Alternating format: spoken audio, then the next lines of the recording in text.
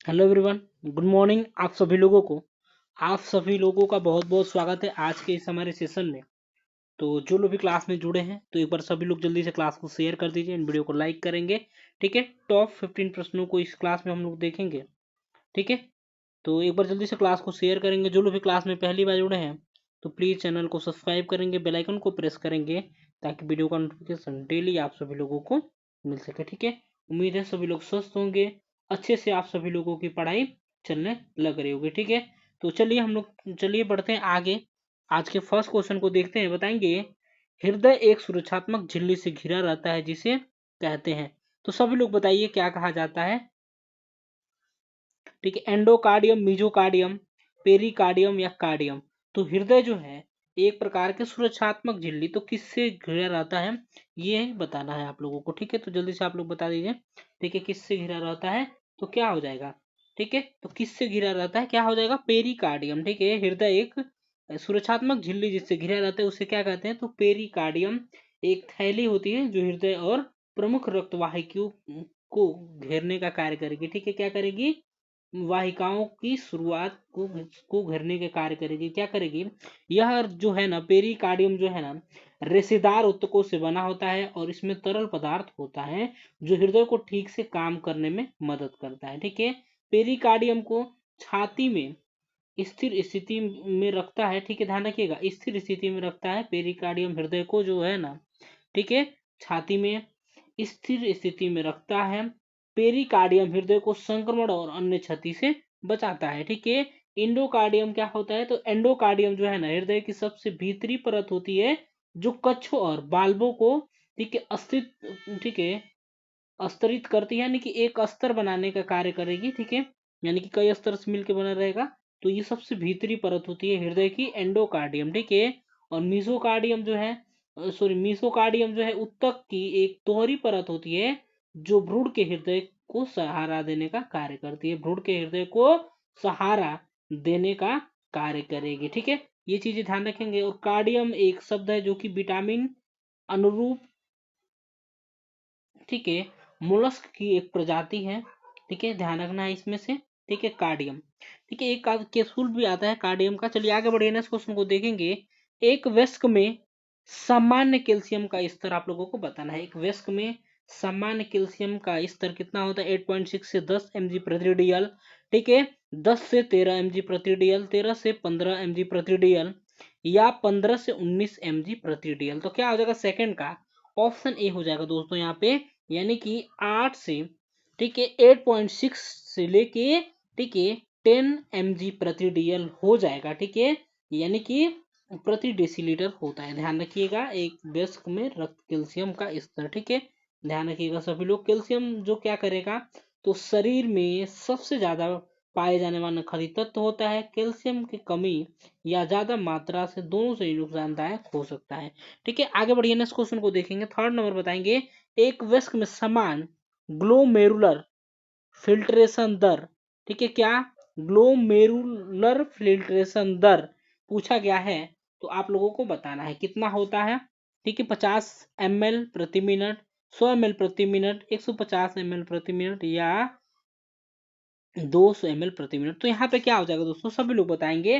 ठीक है, तो क्या हो जाएगा यहाँ पे ऑप्शन बी हो जाएगा, यानी कि 100 ml प्रति मिनट होता है। ठीक है, आप लोग देखेंगे GFR। ठीक है, GFR यानी कि ग्लोमेरुलर फिल्ट्रेशन दर। ठीक है, क्या होता है ग्लोमेरुलर फिल्ट्रेशन दर GFR। ठीक है, कितना होता है सामान्यतः कितना होता है तो ये होता है दोस्तों कितना तो 90 से 120। ठीक है, 90 से 120 होता है। यहाँ पे ऑप्शन में 90 से 120 नहीं दिया है।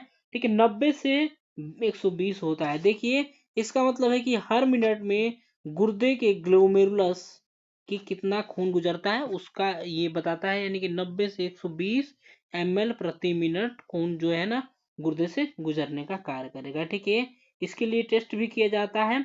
और GFR कम होने का मतलब है कि किडनी ठीक से काम नहीं कर रही है। ठीक है, यदि GFR कम होगा तो किडनी ठीक से काम नहीं कर रही है, ये दर्शाता है। चलिए बताएंगे, वयस्क में सेरेब्रोस्पाइनल द्रव्य यानी कि CSF का सामान्य आयतन होता है।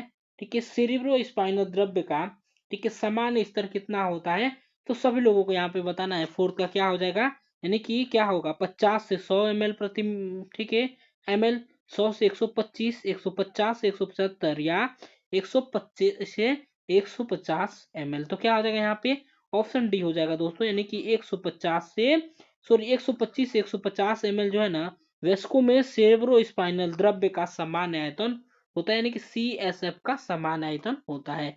आगे बढ़िए, फिफ्थ नंबर बताएंगे, निम्नलिखित में से कौन सी कोशिकाओं में CD3 सतही एंटीजन पाया जाता है।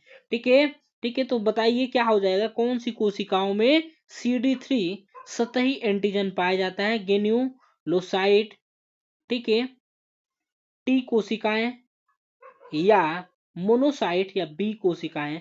तो यहाँ पे बताइए सभी लोग जल्दी से, क्या हो जाएगा, तो क्या हो जाएगा यहाँ पे राइट आंसर दोस्तों, ठीक है, किस में 3D सतही एंटीजन किस में पाया जाता है, तो बी कोशिकाओं में पाया जाता, बी कोशिकाएं में पाया जाता है। ठीक है, ध्यान रखिएगा, ठीक है, किसमें पाया जाता है, तो ये श्वेत रक्त कणिकाओं का एक प्रकार है। बी कोशिकाएं जो है ना, श्वेत रक्त कणिकाएं, यानी कि व्हाइट ब्लड सेल, ठीक है, WBC यानी कि व्हाइट ब्लड सेल का एक प्रकार है।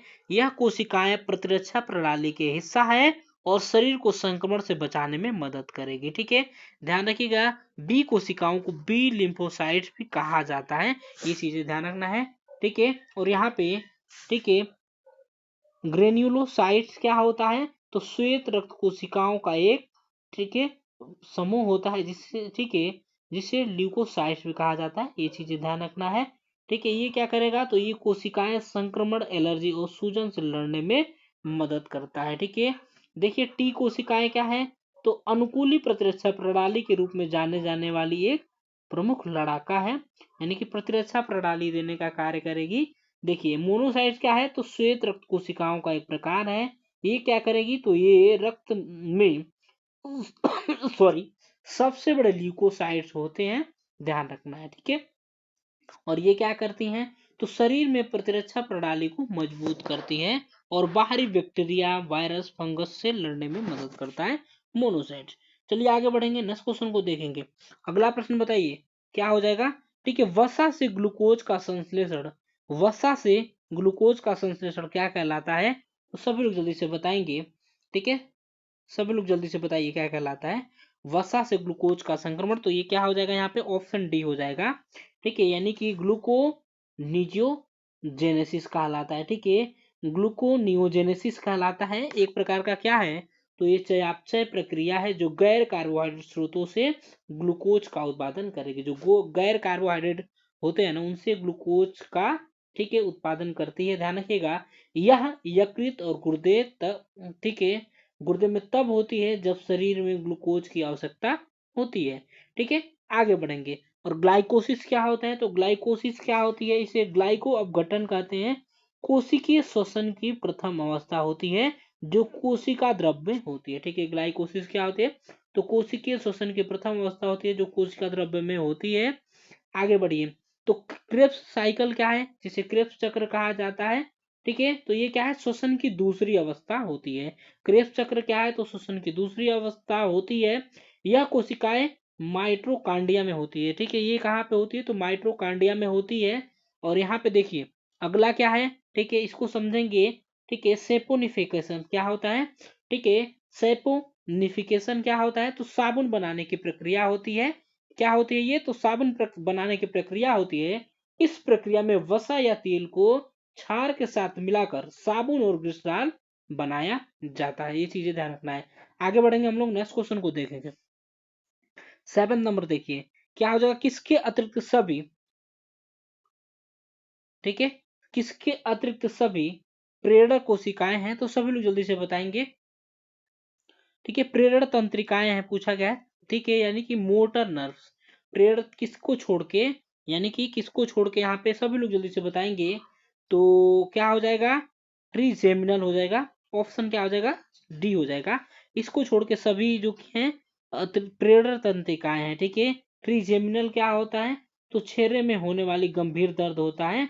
त्रिपिष्टीय तंत्रिका सूली से कहा जाता है, क्या कहा जाता है, त्रिपिष्टीय तंत्रिका सूली से कहा जाता है। यह चेहरे में होने वाला गंभीर दर्द है, इसे टिक डेलोरेक्स के नाम से भी जाना जाता है। ठीक है, किसे?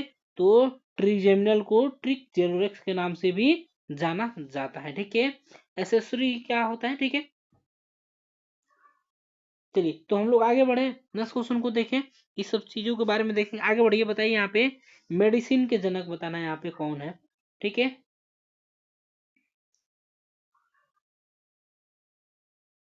ठीक है, सभी लोग बताएंगे मेडिसिन के जनक, फादर ऑफ मेडिसिन किसे कहा जाता है, सभी लोगों को बताना है।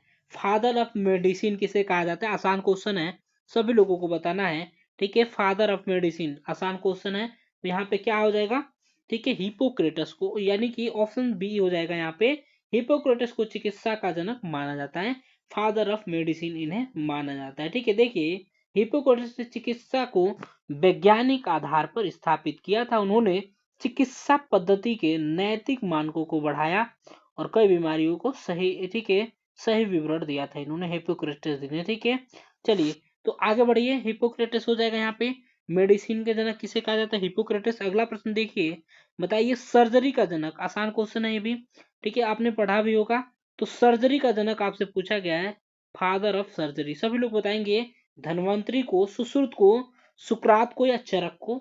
तो यहाँ पे सभी लोग बताएंगे जल्दी से, किसे माना जाता है शल्य चिकित्सा का, यानी कि सर्जरी का जनक, यानी कि शल्य चिकित्सा का जनक किसे कहा जाता है?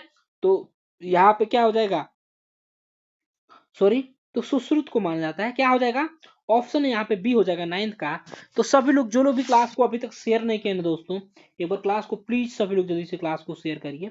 सभी लोग एक बार जल्दी से क्लास को दोस्तों में शेयर करेंगे फटाफट से, बिना देरी किए हुए एक बार कर दीजिए, आप सभी लोगों से मेरा रिक्वेस्ट है। तो ऑप्शन बी हो जाएगा, सुश्रुत हो जाएगा। सुश्रुत को क्या माना जाता है? शल्य चिकित्सा यानी कि सर्जरी का जनक माना जाता है। वे क्या है? आयुर्वेद के महान ग्रंथ सुश्रुत संहिता के प्रणेता हैं। ठीक है, ये धीरे ध्यान रखना है। सुश्रुत को भारत में प्लास्टिक सर्जरी का जनक भी कहा जाता है, प्लास्टिक सर्जरी का जनक भी इन्हें कहा जाता है, सुश्रुत को। आगे बढ़िए, यहाँ पे बताएंगे पल्मोनरी एल्बोलिज्म, ठीक है, का रिस्क फैक्टर नहीं है, तो कौन सा नहीं है इसमें से बताना है। पल्मोनरी एल्बोलिज्म का रिस्क फैक्टर इसमें से कौन सा नहीं है, तो सभी लोग जल्दी से बताएंगे ये क्या है। तो फुफ्फुसी अंतःशल्यता जिसे कहा जाता है, ठीक है, तो देखिए यह एक ऐसी स्थिति होती है जिसमें फेफड़े की एक या ज्यादा धमनियां, ठीक है, यानी कि आर्टरी में खून के थक्के की वजह से रुकावट आ जाती है, पल्मोनरी एल्बोलिज्म। ठीक है, तो इसका क्या हो जाएगा राइट आंसर, सभी लोग बताएंगे टेंथ का। ठीक है, तो क्या हो जाएगा, सभी लोग बताएंगे टेंथ का क्या हो जाएगा, ऑप्शन डी हो जाएगा, यानी कि एनीमिया हो जाएगा। ध्यान रखिए, एनीमिया यानी कि रक्ताल्पता हो जाएगा। ठीक है, रक्ताल्पता क्या होती है? एनीमिया जो है ना, शरीर में लाल रक्त कोशिकाओं की कमी या आकरण दुर्लभ कोशिकाओं के कारण होता है। इसमें क्या होता है? तो शरीर के अंगों को कम ऑक्सीजन पहुंचता है। ठीक है, एनीमिया में क्या होता है, तो देखिए आगे बढ़े हम लोग, नेक्स्ट क्वेश्चन को देखेंगे। डीप ब्रेन थ्रोम, ठीक है, थ्रोम्बोसिस क्या होता है? तो इसमें बड़ी शिराओं में खून का थक्का बन जाता है, आमतौर पे पैरों में। ठीक है, आमतौर पे जो बड़ी शिराएं होती है ना, उसमें रक्त का थक्का बन जाता है। ये एक गंभीर स्थिति है, क्योंकि खून के थक्के ढीले पड़ सकते हैं और फेफड़ों में जमा हो सकते हैं, ये चीजें ध्यान रखना है। ठीक है, आगे बढ़िए, आगे बढ़े हम लोग। ठीक है, गर्भावस्था आप लोग समझते ही हैं, प्रोलॉन्ग, ठीक है, इमोबिलाइजेशन क्या होता है? तो लंबे समय तक स्थिर रहने की स्थिति में, ठीक है, व्यक्ति लंबे समय तक हिलने डुलने में असमर्थ रहता है, तो उसे कहा जाता है, ठीक है, प्रोलॉन्ग्ड, ठीक है, इमोबिलाइजेशन। ठीक है, ये चीजें ध्यान रखना है। प्रेगनेंसी तो समझते हैं, गर्भावस्था आप लोग समझते हैं, तब होती है जब किसी महिला में गर्भाशय में भ्रूण विकसित होता है। तो देखिए आगे बढ़ेंगे हम लोग, नेक्स्ट क्वेश्चन को देखेंगे। 11 नंबर बताएंगे, हेपेटाइटिस बी वायरस की कैरियर स्टेज होती है। हेपेटाइटिस बी वायरस की कैरियर स्टेज क्या होती है, तो कितनी होती है, सभी लोग जल्दी से बताएंगे हेपेटाइटिस बी वायरस की कैरियर स्टेज क्या होती है। ठीक है, ठीक है, तो यहाँ पे क्या हो जाएगा, ऑप्शन क्या हो जाएगा, सी हो जाएगा। ठीक है, क्या हो जाएगा, यानी कि 9 मंथ हो जाएगा। एक बार सभी लोग जल्दी से क्लास को शेयर करेंगे, वीडियो को लाइक करिए दोस्तों। ठीक है, और कमेंट बॉक्स में अपना आंसर करिए। जो लोग भी क्लास में लास्ट में जुड़े हैं, जितने भी प्रश्न आपके छूटे हुए हैं ना, उसका आंसर आप लोग जरूर करेंगे कमेंट बॉक्स में। ठीक है, वीडियो को पॉज करके आप कमेंट कर सकते हैं, और कोई भी सुझाव हो तो आप कमेंट बॉक्स में मुझे दे सकते हैं, मैं कमेंट सबका देखता हूँ, ठीक है। क्लास से पहले मैं सबका कमेंट देख लेता हूँ, तो कुछ भी आपको पूछना हो तो कमेंट बॉक्स में आप लोग पूछ सकते हैं। देखिए तो क्या हो जाएगा, 9 मंथ होता है हेपेटाइटिस बी वायरस का कैरियर से, ठीक है। यह वाहक चरण को, ठीक है, क्रोनिक हेपेटाइटिस बी वायरस संक्रमण कहा जाता है। क्या कहा जाता है, इसके जो है ना हेपेटाइटिस बी के वाहक चरण को क्या कहेंगे, तो क्रोनिक हेपेटाइटिस बी वायरस संक्रमण कहते हैं। यह एक गतिशील प्रक्रिया है, इसमें कई प्रकार के लक्षण हो सकते हैं, ठीक है।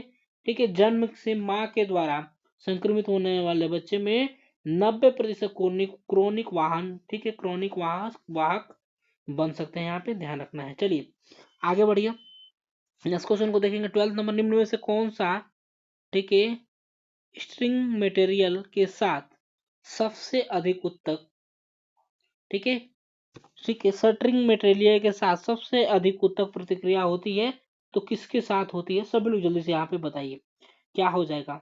यानी कि सिवनी सामग्री जिसे कहा जाता है, ठीक है, हिंदी में इसे सिवनी सामग्री कह सकते हैं,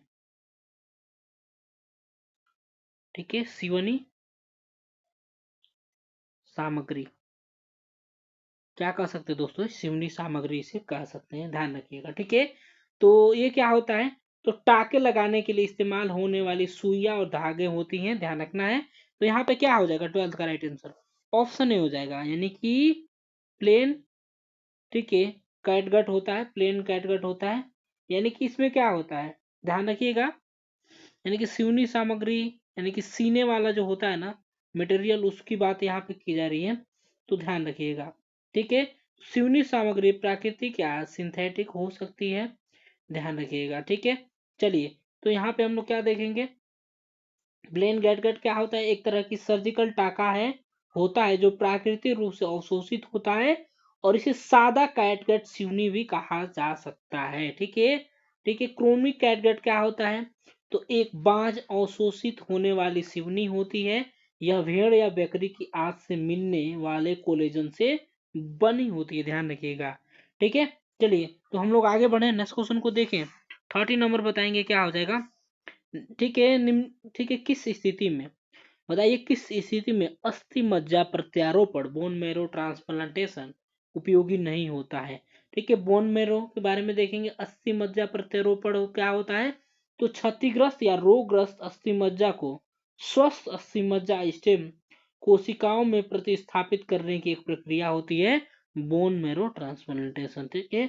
तो कौन सी स्थिति में नहीं किया जा सकता है, तो सभी लोग बताएंगे यहाँ पे क्या हो जाएगा, तो ये नहीं किया जाता है किसमें, पर्निशियस एनीमिया के स्थिति में, ठीक है, अस्थि मज्जा प्रत्यारोपण नहीं होता है, बोन मैरो ट्रांसप्लांटेशन नहीं होता है।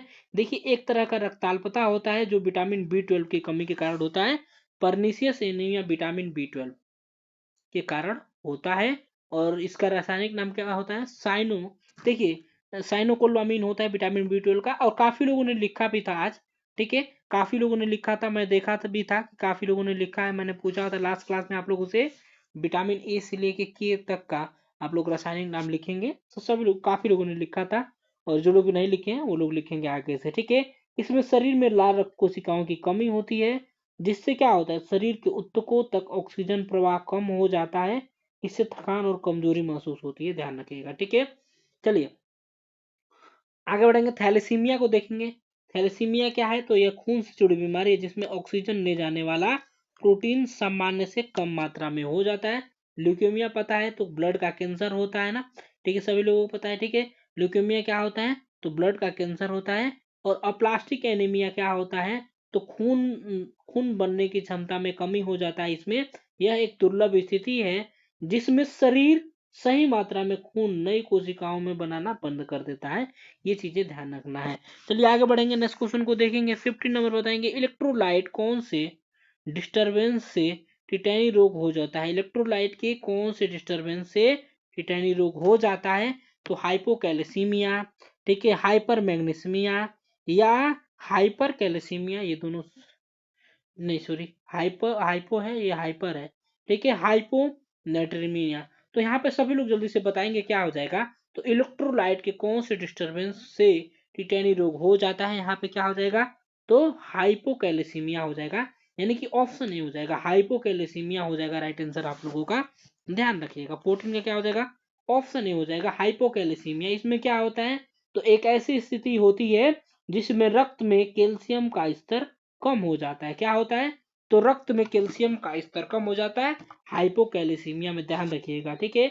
हाइपोकैल्सीमिया विटामिन डी की कमी के कारण हो सकता है। यह गर्दन में 4 छोटी ग्रंथियों, ठीक है, पैराथायराइड ग्रंथि, गुर्दे या अग्नाशय में स्थित, ठीक है, स्थिति का संकेत भी दे सकता है, ठीक है। चलिए, मैग्नीशियम की कमी से क्या होता है, हाइपोमैग्नीसीमिया हो जाता है। ये चीजें ध्यान रखना है, ठीक है। चलिए आगे बढ़ेंगे, हम लोग नेक्स्ट क्वेश्चन को देखेंगे और लास्ट क्वेश्चन को देखेंगे, बताएंगे, ठीक है। बॉडी आयरन स्टोर का सबसे सेंसिटिव मार्कर कौन सा है? बॉडी आयरन स्टोर का सबसे सेंसिटिव मार्कर कौन सा है? सीरम आयरन है, सीरम फेरेटिन है, सीरम ट्रांसफेरेटिन है, या सीरम टोटल आयरन, ठीक है, बाइंडिंग कैपेसिटी है। तो सभी लोग यहाँ पे जल्दी से बताइए क्या हो जाएगा दोस्तों, आप लोगों को बताना है जी, सभी लोग जल्दी से बता दीजिए, ठीक है। तो क्या हो जाएगा यहाँ पे राइट आंसर, ठीक है। तो क्या हो जाएगा, ऑप्शन बी हो जाएगा सीरम फेरेटिन। सीरम फेरेटिन क्या होता है, तो रक्त में मौजूद फेरेटिन प्रोटीन की मात्रा को मापने वाला एक रक्त परीक्षण होता है, ध्यान रखिएगा। क्या होता है सीरम फेरेटिन? एक प्रकार का रक्त परीक्षण है, ठीक है, रक्त परीक्षण है। सीरम आयरन क्या होता है, तो एक प्रकार का ये भी टेस्ट है जो कि रक्त में मौजूद आयरन की मात्रा को मापने वाला एक मेडिकल टेस्ट होता है। एंड देखेंगे सीरम, ठीक है, ट्रांसफेरेटिन क्या होता है, सीरम ट्रांसफेरिन क्या होता है, तो खून में मौजूद एक ग्लाइकोप्रोटीन होता है। यह प्लाज्मा में आयरन को ले जाने का काम करता है। क्या करेगा, तो प्लाज्मा में आयरन को ले जाने का काम करेगा। Serum total iron binding capacity क्या होता है, तो ये ध्यान रखिएगा, ये एक प्रकार का टेस्ट होता है जो खून में मौजूद आयरन की मात्रा और उसे शरीर के अलग अलग हिस्सों में पहुंचाने की क्षमता को मापने का कार्य करता है। कौन, तो serum total iron binding capacity. यहाँ पे क्या हो जाएगा, सीरम फेरेटिन हो जाएगा 15 का राइट आंसर। तो आशा करता हूँ आप लोगों को क्लास अच्छा लगा होगा। अच्छा लगा हो तो एक बार वीडियो को लाइक करेंगे, चैनल को यदि आपने अभी तक सब्सक्राइब नहीं किया तो प्लीज चैनल को सब्सक्राइब करेंगे, बेल आइकन को प्रेस करेंगे ताकि वीडियो का नोटिफिकेशन डेली आप सभी लोगों को मिल सके, ठीक है। चलिए धन्यवाद सभी लोगों को, bye bye and take care, thank you so much for watching. और जो लोग भी अपना स्कोर नहीं बताए कमेंट बॉक्स में, सभी लोग स्कोर बताएंगे और दोस्तों में ज्यादा से ज्यादा शेयर करेंगे इस क्लास को और अपने स्टेटस पे भी लगाएंगे। चलिए तो मिलते हैं अगली क्लास, तब तक के लिए bye bye, take care and thank you so much for watching, have a great day. Regular 9 बजे आप लोग क्लास में जुड़ जाया करिए।